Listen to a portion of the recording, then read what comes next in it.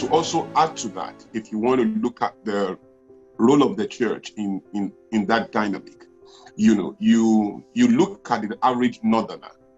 What does he want to do with his life? If he doesn't want to join the military, he wants to be in the civil service or in governance. You look at the average easterner, he wants to do business and trade, essentially. You look at the average, Yoruba, westerner, he wants to be a technocrat, or, his education, he wants to be in an office and lead from there. That's pretty much what he wants to do. He wants to be a voice of some sort, especially intellectual voice. So that is just how, that is the general, it's not a rule. Of course, there are exceptions on a daily basis, but that is how if you want to define each of those people, that's how you define. If you want to define the average Christian as well, what does he want to do? He wants to succeed. Bottom line. That's what he wants to do. That is conditioned. Just like you see the conditioning of the northerner, you see the conditioning of the easterner, you see the conditioning of the westerner. The westerner wants to work in a bank, he wants to work in MTN, he wants to work in a big corporation. That's what he wants to do. The Igbo man wants to start something, he wants to trade. The northerner wants to be in the military, he wants to be in customs, he wants to be in governance, he wants to, that's what he wants to do. The Christian wants to succeed. That is his goal in life, And once you limit, the awesomeness in faith to those baser, means of expressing the human condition, you have completely compromised, your effectiveness in the world, your capacity your potential to be light and salt is terribly suboptimal. And I want to say this very importantly, the church has the political appetite. We should understand that. And part of that is this distraction. When people ask the question about what the church will do about politics, Olori is in the West, there's something we say, Olori Ebi Okinshoshi. Let me explain what that means. The head of the family cannot be partisan.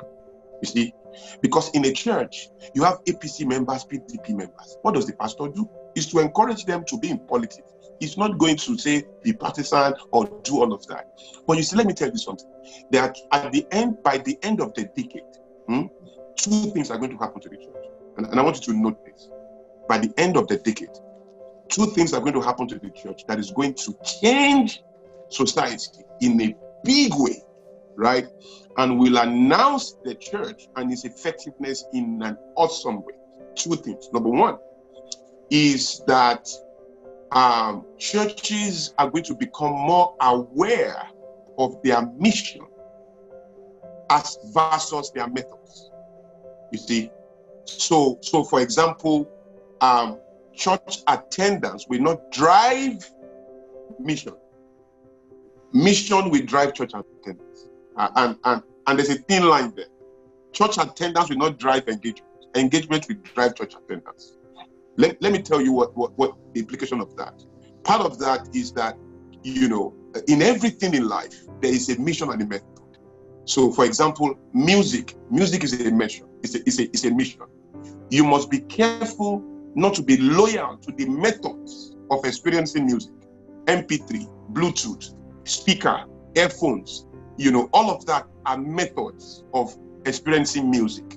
If you produce earphones, don't be loyal to that earphone. Be loyal to music, because music is timeless. People will always listen to it. But the way we receive music and experience it will be disrupted from generation to generation, from time to time, in response to changing markets, changing people, and changing realities. Transportation is a mission, right?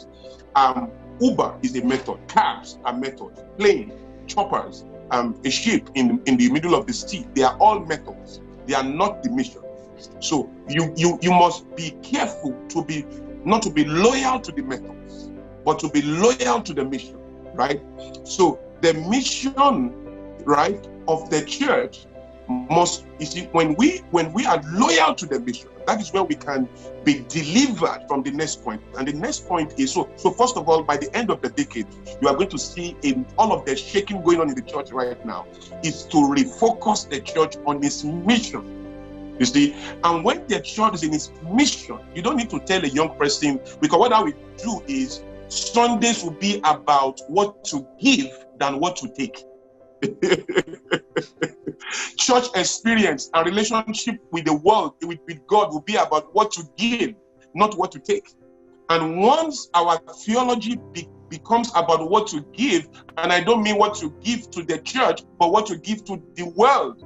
You see, serving our best selves, our giftings, our abilities, expressing our callings to unlock gratitude in society. You see, that is the key goal. You see, and part of that is that we will transcend the secular box that we are in now, because I want to tell you with all humility that 95% of churches in Nigeria are secular. They are not a church, I'm sorry to say. And let me tell you why. Because by the very meaning of secularization, of secularism, of secular is not an environment that they don't say Jesus. So you see people are gathered, they say gospel music. There's nothing like gospel music. They say, are you going to have gospel barbing salon? Are you going to have a gospel hotel?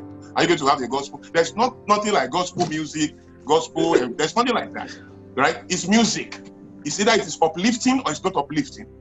Music can reach the body, music can reach the soul, and music can reach the spirit, right?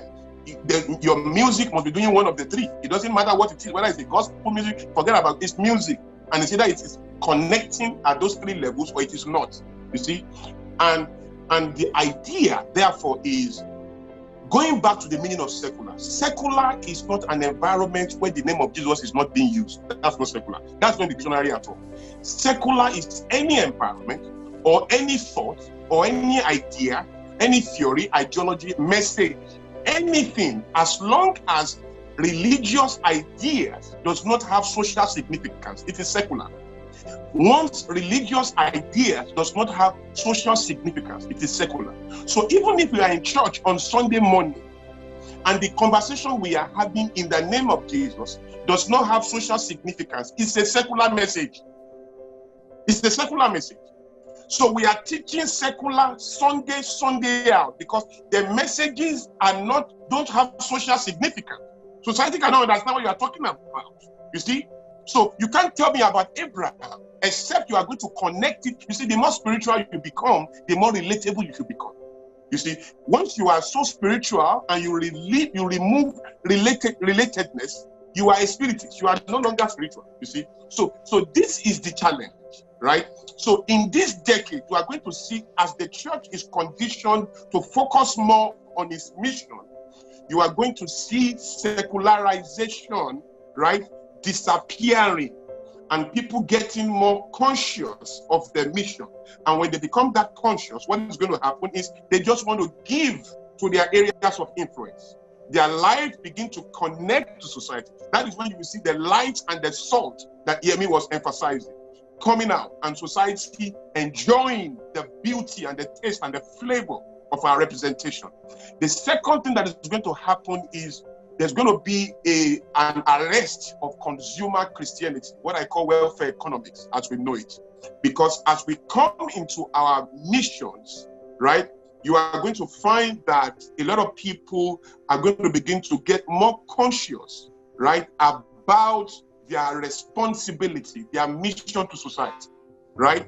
And when you think of that, then you will realize that it is the person that is well that can donate blood.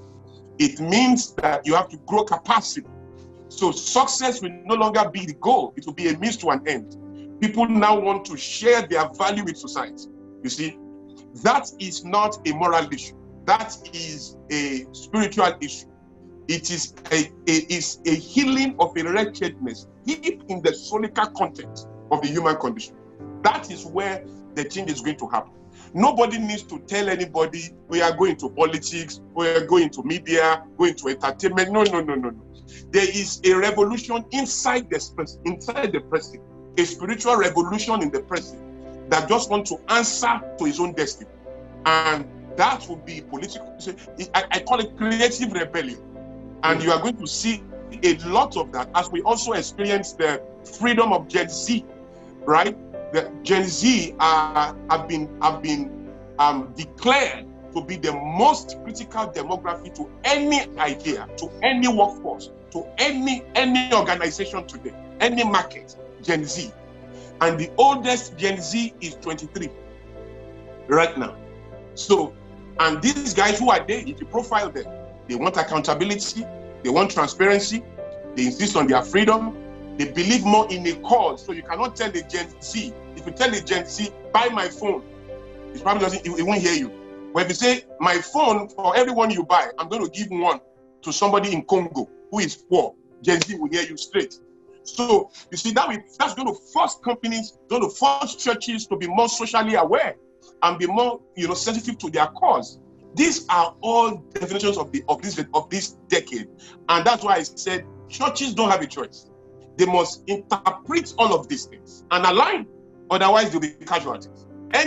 Companies don't have a choice. If they don't align, they'll be casualties. COVID is a signal. It is enforcement without permission. So that is the spirit of the decade. There's going to be more disruptions without permission.